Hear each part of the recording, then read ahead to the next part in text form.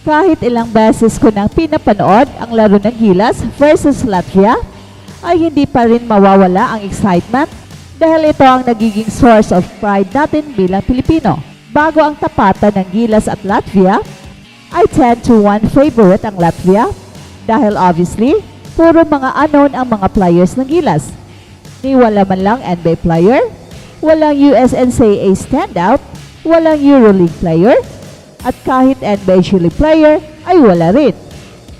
Kaya according sa mga reports, ay hindi sineryoso ng Latvia ang Gilas at akala nila ito isang walk in the park lamang. Pero bago ang laro ay concern na ang head coach ng Latvia sa speed ng Gilas which is nagkatotoo at pinahirapan sila ng ating mga players in terms of speed and quickness. Although napaghandaan naman nila ang ating speed and shooting, ang hindi nila napaghandaan ay ang lakas at galing ng ating Twin Towers na sina Kai Sotto at Chinmar Fajardo who dominated inside. Well, akala siguro nila mga bano sila Kai Sotto at Chinmar Fajardo only to realize na magaling daw pala ang mga anon Pinoys, especially si Kai Sotto. Hindi nila kinaya ang Twin Towers ng Gilas Pilipinas at talagang tinambakan ang Latvia and they don't know what hit them. At sariwain natin ang laban. Latvia going head-to-head with the Philippines on night 2 of this Olympic quality roll tonight. Here he is with ball in hand.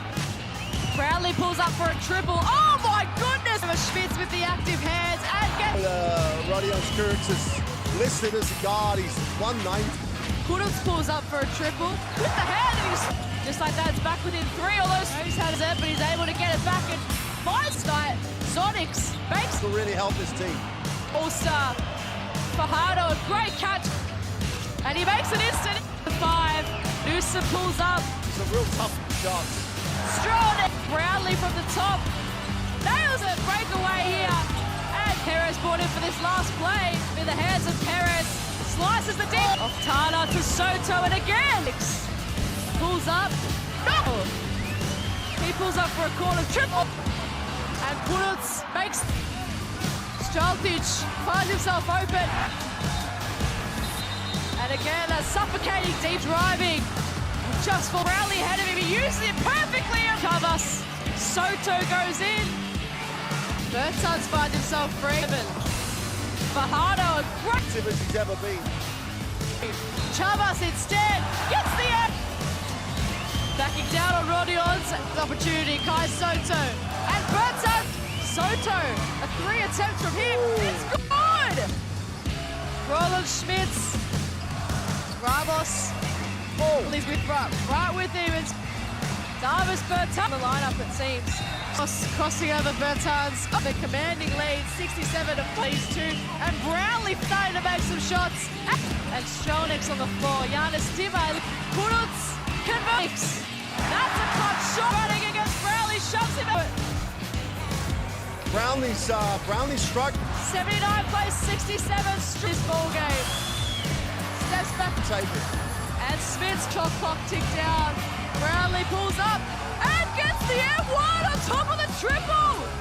Doesn't nail it. Kudus out 17 to 8. Soto.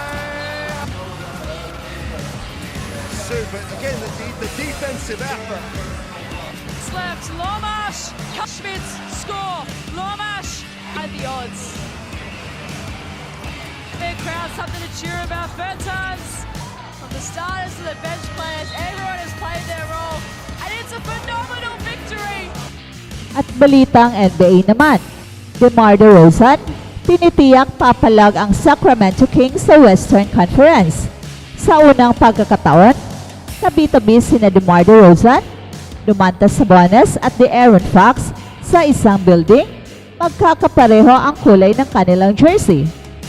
At nangyari ito sa Media Day ng Sacramento Kings.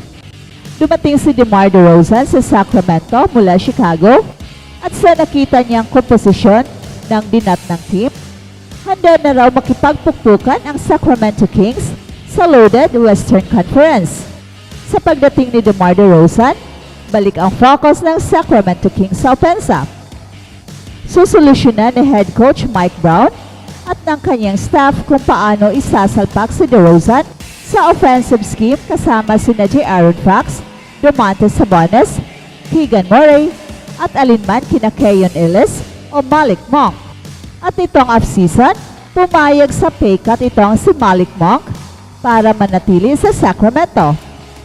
Pero hindi pa nakakapag-desisyon ang team kung sino kina Ellis at Murray ang magiging starter sa two guard. At bakit naniniwala itong si DeMar DeRozan na sky's the limit para sa Kings sa loaded na Western Conference? It has been a busy summer para kay DeMar DeRozan. Bukod sa paglipat sa isang bagong kupunan, naglakbay siya sa buong bansa para sa kanyang book tour upang ipromote ang Above the Noise, My Story of Chasing Calm. Isang kahangahangang storya ng kanyang pakikibaka sa depression at mental health. Sa kabila ng kanyang mga concerns, naglaan pa rin siya ng oras para suportahan ang kanyang bagong kakampi sa Sacramento Kings na si Domantas Sabonis sa premiere nito ng Netflix series na Starting Five. Nakipag-dinner din siya kasama ang batang forward ng Kings at kanyang mentee na si Keegan Murray, pati na rin ang pag-practice kasama ang rising star ng women's basketball ng USC na si Juju Watkins. Naniniwala itong si DeMar DeRozan na ang Kings ay may malaking potensyal, lalo na sa masikip na Western Conference. Ang kanilang mga bagong nakuhang talento at ang pag-unlad ng mga batang manlalaro ay nagbibigay sa kanya ng pag-asa na ang kanilang koponan ay makakapasok sa mataas na antas ng competition. Ang kombinasyon ng kanilang hard work at determinasyon ay nagudyok sa kanya na isipin na sky's the limit para sa Sacramento Kings. At handa na itong si DeMar DeRozan sa pagsisimula ng real fun.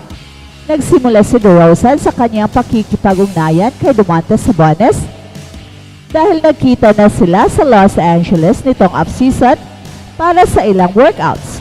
Bagamat maaring magtagal ang pag-adjust ng bagong mga kakampi at sistema, mas mahalaga para kay DeRozan ang mga bagay na hindi kaugnay ng basketball.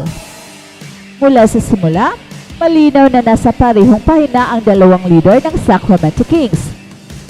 Ang kanilang pagkakaunawaan at koneksyon sa labas ng court ay nagbigay ng pundasyon para sa kanilang pagsasama sa laro. Ang pagtutulungan at suporta nila sa isa't isa ay nagbibigay ng malaking pag-asa para sa kanilang hinaharap bilang isang koponan na nag-uudyok sa kanila na ipaglaban ang kanilang mga layunin sa darating na NBA season.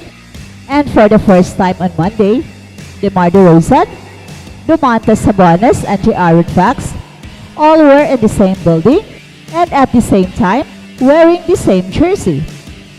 At ang bagong trio na nabuo ng Sacramento Kings ay sabik na makipagkompetensya sa mga pinakamagagaling sa Western Conference. Si DeMar DeRozan, 15 years veteran ng NBA, ay nakapaglaro ng karamihan ng kanyang karera sa Eastern Conference. Matapos ang 7 na taon sa Toronto, naglaro siya ng 3 season sa West Conference kasama ang San Antonio Spurs at sa kanyang pinakahuling 3 season sa Chicago, bumalik siya ngayon sa masikip na Western Conference na talagang nagbibigay sa kanya ng kasiyahan at sigla.